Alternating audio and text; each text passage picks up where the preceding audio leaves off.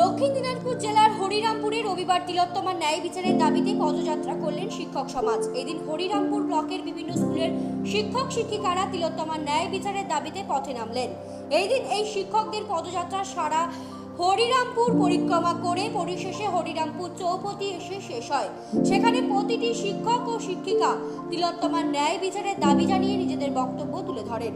এই দিনের এই পদযাত্রাকে ঘিরে কোনো রকমের অপ্রীতিকর পরিবেশ সৃষ্টি না হয় সেই জন্য হরিরামপুর থানার আইসি অভিষেক তালুকদারের নেতৃত্বে বিশাল পুলিশ বাহিনী হরিরামপুর চৌপতিতে মোতায়েন করা হয়।